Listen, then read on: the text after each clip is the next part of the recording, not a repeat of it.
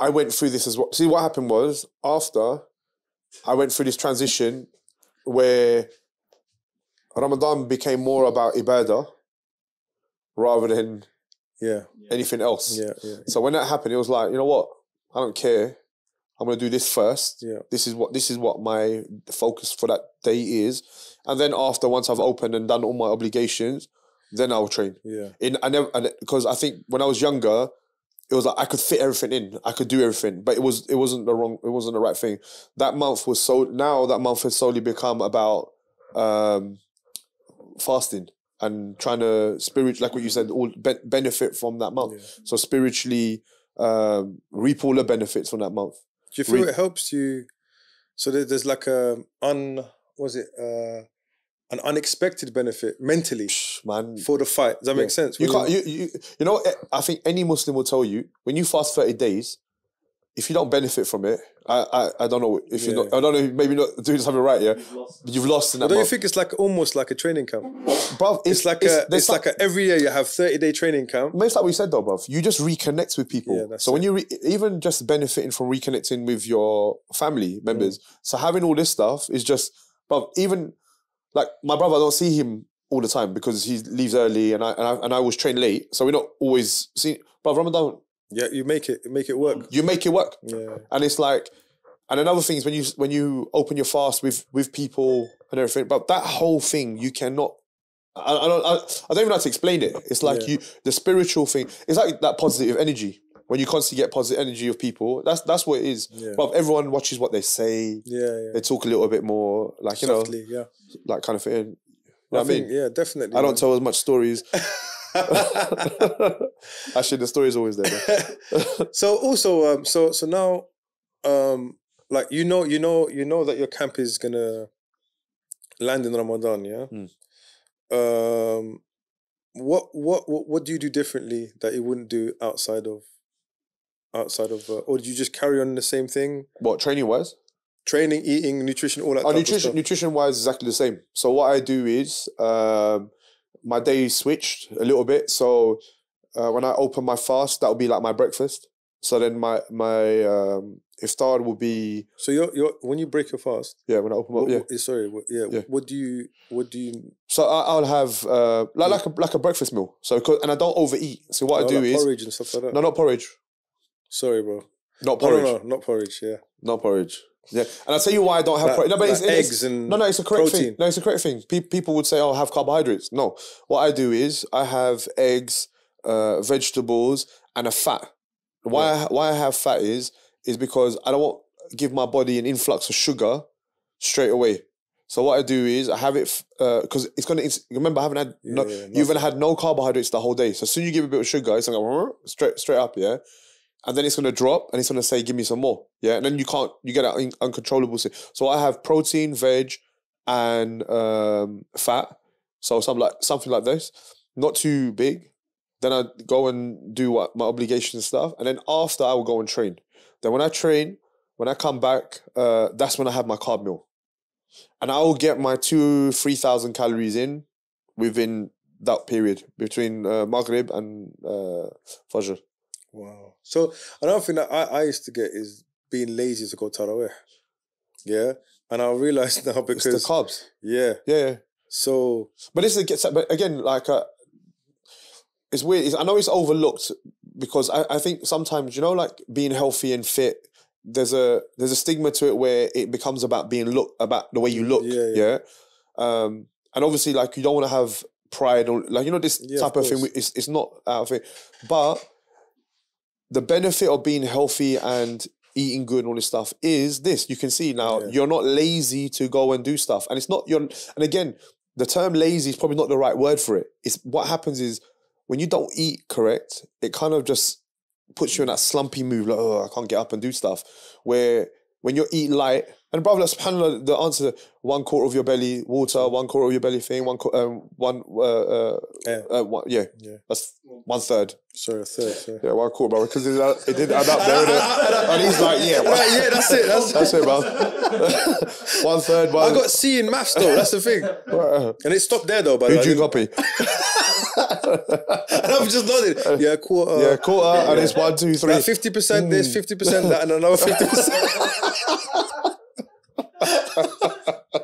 Bro, I'm getting rinsed in the comments, bro. You know, YouTube comments. With the maths. Oh, firstly, I got rinsed by some. What was the woman's name? I wanna like put on. She's like, you stop cutting up Khalid, bro. Oh yeah. Stop cutting the last one. Yeah. I was about to clap just now. I was about to clap just now. What clap? When you just sat there. Oh right. I was like, I ain't talking. You're right. You're right, bro. Yeah. I'm listening. Actually, I'm actually taking benefit from this because Ramadan's our training camp starting on Monday, innit? And hopefully, inshallah. Yeah, inshallah. Monday, yeah, man. It's come around quick. I'm trying to absorb everything, innit? Yeah. Something that I actually every Ramadan is I lose weight, a lot of weight. Yeah. And another thing what I try and do, I have shorba. Yeah. I don't have bread. Yeah. So we have shorba. Yeah. And then we have like a salad. Yeah. And that's it. Okay. And I only drink water. And what would you have after that? Nothing, bro. You don't eat anything after that? So this is the thing, okay, yeah? Is that I lose so much muscle mass. Yeah. Like I become like proper... Yeah. So this is something that, again, like you, I think after last Ramadan, you said to me, you have to eat the 2,000 calories that... Back Back in it. But again, so I'm looking at this Ramadan a little bit differently. Yeah. So like what you do is you time it. So Maghrib is you got 8 hour window between Maghrib and Fajr now. So you're saying stay up all night and just munch? As in not munch, but you know what I mean. Like you could, if you can get 3 meals in, then you can get 3 meals in. So if you can get, but then there'll be like 900 calories each meal. Do you get? That's a lot, bro. No, it's not, bro. It's not. So I'll tell you, little one for you, yeah? 6 egg whites, 2 whole eggs.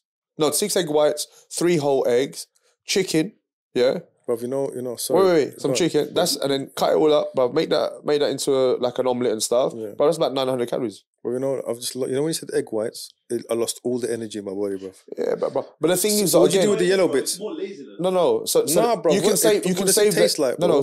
You have 3 full eggs.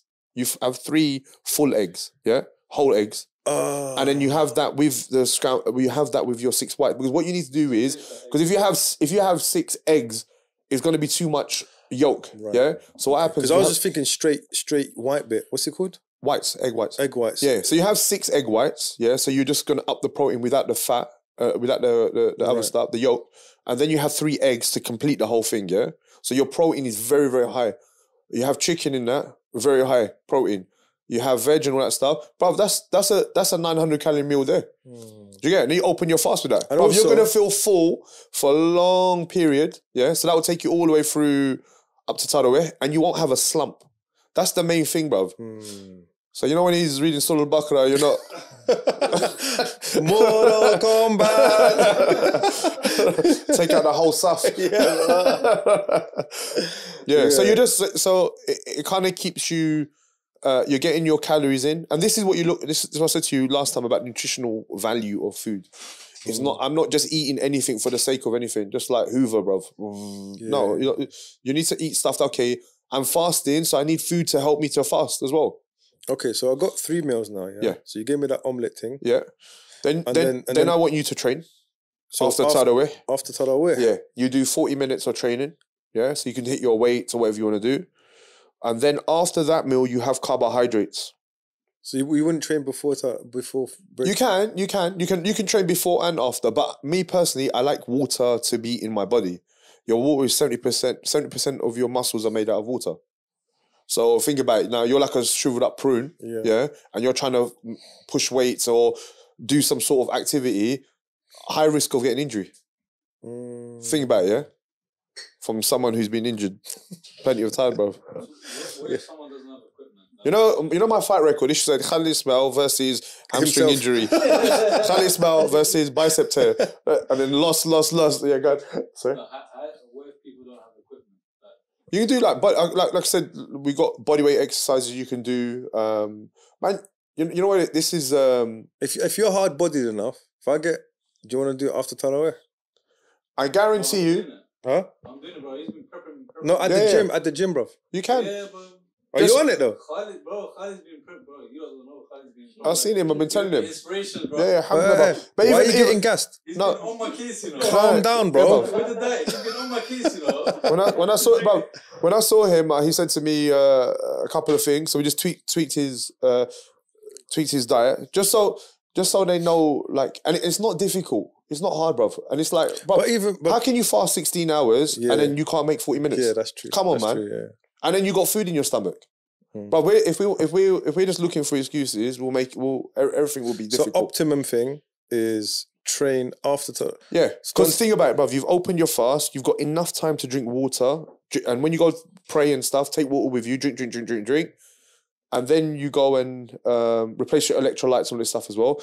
When you go and train, you're filled up with water. You'll have a good session. Yeah, you'll actually sweat as well. Yeah, which you struggle to sweat before.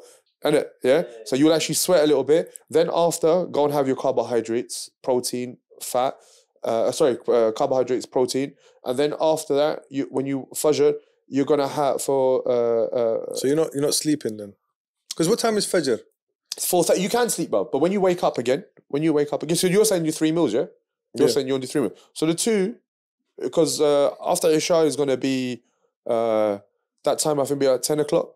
10 o'clock will be after Isha. Tarawih? So after Isha will be 10. Yeah, so even then, bruv, you still got 2 hours. You sleep. Yeah. 2 to 3, 12 to 3. Tarawih is going to be what? Probably about 10:30. Yeah. 10 o'clock. Pray Tarawih 1 hour or so, 1 hour and a half hours. Done.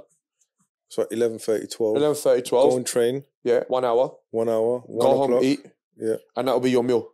So you need like good, so like So what kind of meal would you have after training? Carbohydrate meal. Right. Remember, yeah. it's all in carb, right? Yeah, that's right. This is for the benefit of everyone. Yeah. So you need to eat carbohydrates after training, especially doing weights and stuff. You need carbohydrates in your stomach. And by the way, I was just gonna say I lost 4 kilos. Mashallah. Even though I wasn't, I'm not gonna lie. I'm gonna put my hands up, and I slipped up a few times, but I just kept. Yeah. So from the last podcast, how many weeks have it been? It's been 3 weeks, isn't it? Yeah. So 3-4 weeks. But look, it's a kilo a week, like, which is healthy. Yeah. It's not crazy. And I went up as well. I went up a little bit when I fell off a little bit, and then I went down again. Yeah. Huh? Same. Yeah. But I think Ramadan is when. What's the whole day? Yeah.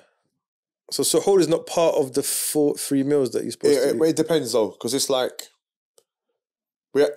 When you stop eating, we'll have to adjust it according to your time. So if you said to me, I got home at 12:30, then you can have a meal there and have another meal later. Right. If you said I'm getting home at 2 o'clock, then you'll only have to have one meal, and that'll be your. Yeah. Do you know what I mean? So you just have to. And training because it's all individual. Yeah. It's not. It's depending on your lifestyle and what if you're working in the day. Yeah. If you're working in the day, you might have to get. It depends on. Yeah, exactly. So it's like you can't. But just generally, I would say the first meal you have Maghrib time for iftar, try to not smash the carbs. Right. Try to just keep it protein, fat, veg, and then later introduce carbs slowly. Like, and I again, bro, after training. So shorba has to be after Tarawih. That's probably a good one. Yeah, but again, because you have to have. But that's fard, bro. You gotta have shorba. But again, because it's a cultural thing. Yeah.